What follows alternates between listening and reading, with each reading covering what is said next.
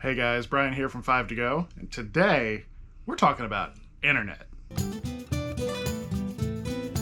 So we haven't really done a proper internet video ever on our channel. I had a video a couple months ago where I talked about how we handle streaming and gaming and all that sorts of stuff, but we still get a lot of questions about how we actually get internet from out there into the rig here.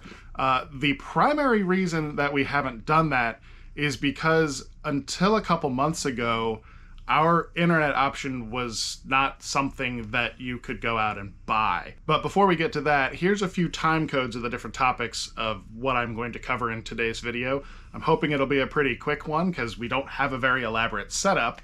But if you want to go ahead and just jump ahead to one of those, that's cool. If you want to watch all the way through, even better. So let's get to it.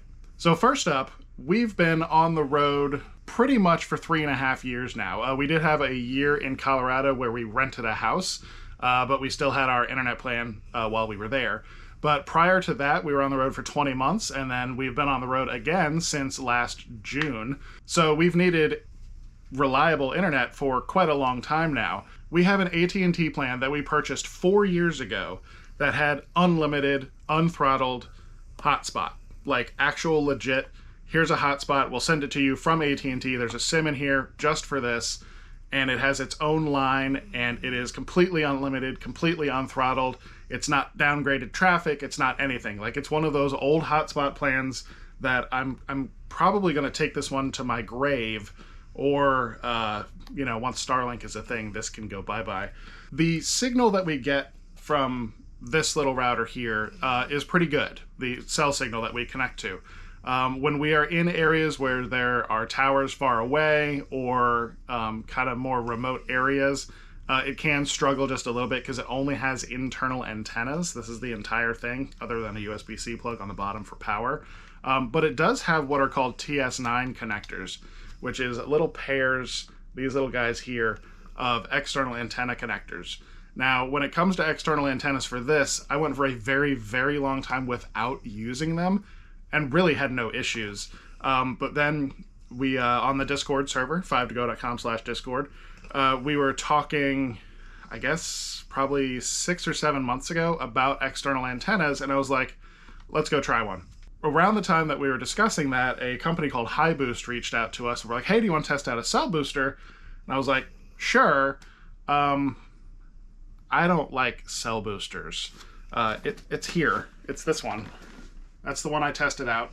And in every possible configuration, the cell signal may be increased by 1 bar-ish, but my data speeds went down. So I'm pretty convinced that cell boosters are just snake oil. So stay away from cell boosters and get yourself an external antenna. So the simple solution is, if your hotspot has the little TS9 connectors on the bottom like that, this guy right here. It's just a little suction cup window mount antenna, $40 on Amazon. Links below, of course. And that increased the signal on that little router remarkably well. Like, it's surprising how much better my signal is with that. And the main reason is because I can put this little guy here. You see how it has a command Velcro strip on the back? I can put that up near 1, 2, 3, 4, 5 windows where I have access to power and I have somewhere to put a command strip. So this guy just suction cups onto the window, and I can basically point this any direction I need to, because between those 5 windows, I can point any way I want to towards wherever the nearest tower is. And this little guy will connect to that tower way better than just the hotspot, because it gets the connection away from the wall where there might be, metal or wires or stuff, and just right into the glass where there's nothing in between it and the tower.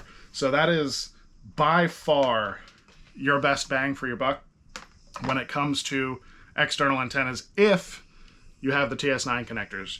If you don't, it's going to be a little more challenging. So again, 5togo.com/Discord, we have an entire chat room in that channel dedicated to RV internet. Lots of information in there. We actually gained probably about 300 new people just from the video I did a couple weeks ago where I was showing off my friend's 2800 BH, and we just kind of offhandedly said, hey, if you want to know more about internet stuff, go here. A lot of you guys did, which is awesome. So if you want to know more about any of this, go there. Next up in the evolution of our internet life, this is a Netgear Nighthawk MR1100. This is a very standard, you'll see this all over the place. These have limits when it comes to the number of Wi-Fi connections that they will serve in your house or in your RV or whatever. So this one claims it will serve up reliably 15 Wi-Fi connections. When it got to 9, it started to slow down.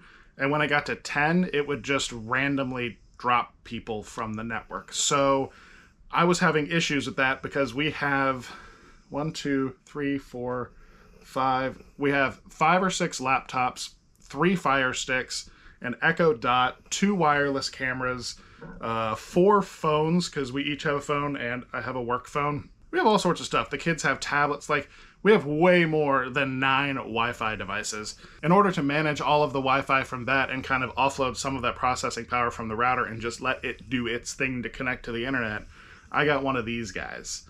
This is, I can't remember the model number right off the top of my head because the model number is covered by a command Velcro strip. You'll see this is a common theme here, command Velcro strips. But this little guy, the model number is right here. This can basically be set up in a variety of ways, and I use it as a bridge. So this guy takes the Wi-Fi from this guy and creates a new wireless network that I then connect all of the random stuff to. So the tablets, the cameras, the Echo Dot, the kids' equipment, like the tablets and Tara's laptop and all that. I put all of that stuff on here, and this is only using one Wi-Fi slot on this guy. So that increased the performance of my Nighthawk pretty significantly, which was very nice. And this will come into play again in just a minute as we continue through the evolution of our networking. But this is an awesome little guy, has an antenna. You can do the antenna however you want. You can get it without an antenna. I have this with the command Velcro strip. I have this in the bathroom.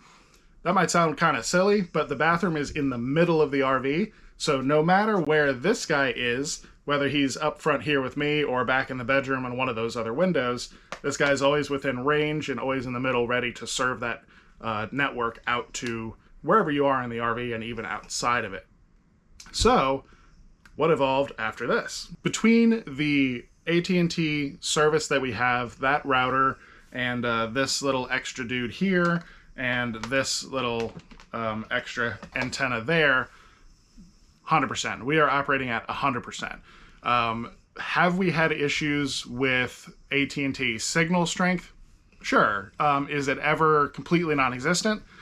No, except for one case. We did, there is 1,000 Trails that is in the mountains above Santa Barbara, California, where nobody has cell service. There was nothing even close to anything you could have connected to. I don't even think a booster wouldn't have been able to find anything. So we were up in the mountains, in a valley, no towers anywhere. It was ridiculous. Other than that one campground, we've been totally fine with just the single hotspot because it is completely unlimited and completely unthrottled. But unfortunately, that's not available. So what could you get that should perform similarly? So about a month and a half ago, I got an email from a company called Travel Data, and they claim to offer a completely unlimited, completely unthrottled internet service through the T-Mobile network. Because they wanted to just send it to us to test it out, I was like, sure, why not? So it looks like this. This is the one that I picked out. They have 2 different ones on their site. There's this one with the hilariously large antennas. But this one needs to be plugged in all the time. They have another one that's smaller that does have a battery inside. But because this one just lives in the rig, I went ahead and went with this model. So like I said before, this is completely unlimited, completely unthrottled on the T-Mobile network. I was very skeptical. So as soon as I received this thing, I just started downloading video games. So I think in the first In the first week or two, I think I ran 200 gigs of data through that thing. Not a single hiccup, not a single slowdown. There was a slight issue with the firmware, to be completely honest. This thing apparently was pegging out the CPU at 100% and not letting it slow down, so it would overheat and turn itself off. But the company was very responsive, and they actually remoted into it, rolled the firmware back one version, and it has been completely flawless since then. So in that first month of testing, I think I put about 400 or 500 gigs of data through here, just to test it. Like, I just hopped on Steam and just started downloading all sorts of stuff. And this little sucker is fast too. Steam has really nice little speed charts, and I saw it get up to, I think, 2.5 or 3 megs per second, which, if you have used cellular data before, you know that's pretty fast. So what are some of the catches with travel data? First of all, you have to use their hardware. You have to use either this one or the other smaller one. I believe the smaller one does have external antennas too. I'm not positive, but you have to use one of these two, because this is actually, it's the same company that makes this. It's called GLINet, and it's the same company that makes the hardware, but they have some custom OpenWRT firmware software running on this that has whatever it is they need to do to connect to T-Mobile. And T-Mobile is maybe not the best network, especially when you compare it to AT&T or Verizon. But all that, do your own research, figure out where you're going to be going, look at the different provider maps and see if something like T-Mobile will work for you. For us, now that we actually have this travel data thing in hand, I like the fact that I have redundancy now. So I have AT&T and I have T-Mobile. So if one of them works better than the other, great. If one of them doesn't work at all, I have one to fall back on. So that's actually kind of a nice segue into the final form, if you will, of our network here in our home on wheels. Let's go back to this guy here. This is my little bridge that I have the kids' tablets, the cameras, the Fire Sticks, the Echo Dot, like all the random stuff on. So what I do now, that I have two different networks that are both unlimited and both not throttled, is I have all of, we'll say, the kids' stuff connected to this.